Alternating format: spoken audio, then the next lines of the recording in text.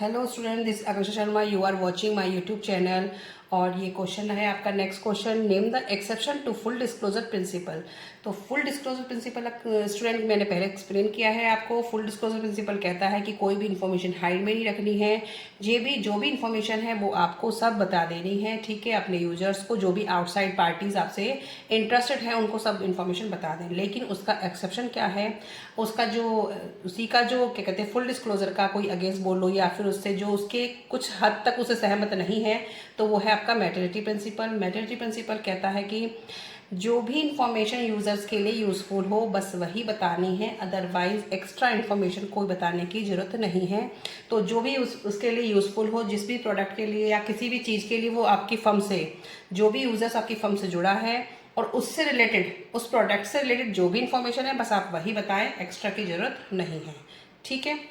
Name the accounting principle which ignores the non monetary facts और attribute. कौन सा principal जो अकाउंटिंग प्रिंसिपल है इग्नोर करता है नॉन मॉनेटरी फैक्ट्स, तो वो है मनी मेजरमेंट प्रिंसिपल। क्योंकि मनी मेजरमेंट जो प्रिंसिपल है वो मॉनेटरी फैक्ट्स को ही क्या करता है, उसी पे वो क्या कहते हैं लागू होता है। क्योंकि जो मनी मेजरमेंट है, जितने भी फाइनेंशियल सिस्टम है वो उसी पे ही लागू होंगे। तो उसका आंसर होगा money measurement principal.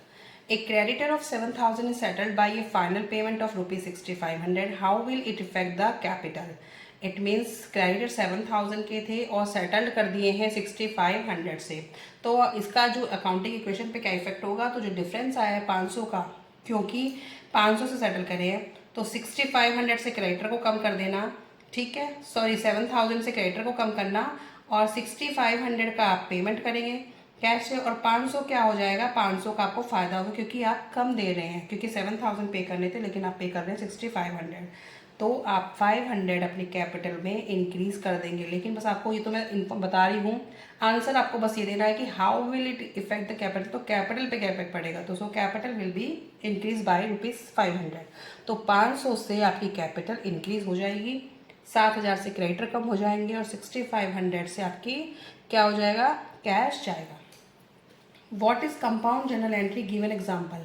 Compound journal entry क्या होती है, एक मैं शॉर्ट में बता देती हूँ कि अगर आपकी कोई एक्सपेंसेस हैं और सेम डेट के हैं, ठीक है, और कैश में पेमेंट किया गया है, तो 2-3 अकाउंट अलग अलग ना खोल के एक ही साथ वो सारे अकाउंट शो कर देंगे।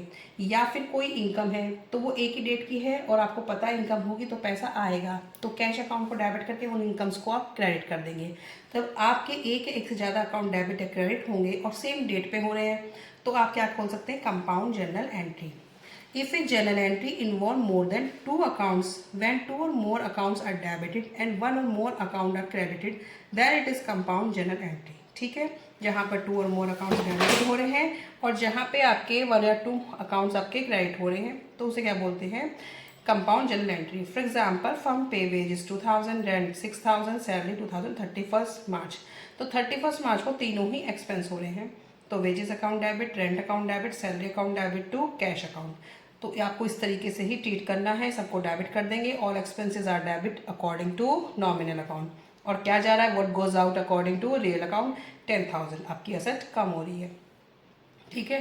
तो ये ट्रांजेक्शन है तो बहुत सिंपल, लेकिन आपकी 1 मार्क्स से 2 मार्क्स में आ जाती है और आपको इसी तरीके से सॉल्व करके दिखानी है, मतलब कि आपको एक एग्जाम्पल भी डाल के दिखाना है।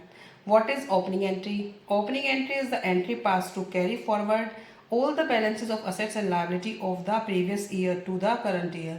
तो ओपनिंग एंट्री क्या है, एक एंट्री पास करनी है, कैरी फॉरवर्ड करने हैं, कौन से, जो बैलेंसेस थे, पुराने जो बैलेंसेस थे उसको आपको प्रीवियस ईयर के जो बैलेंसेस थे उन्हें करंट ईयर में आप क्या करेंगे, ट्रांसफ़र कर देंगे या फिर उनको बैलेंस जो कैरी फॉरवर्ड कर देंगे।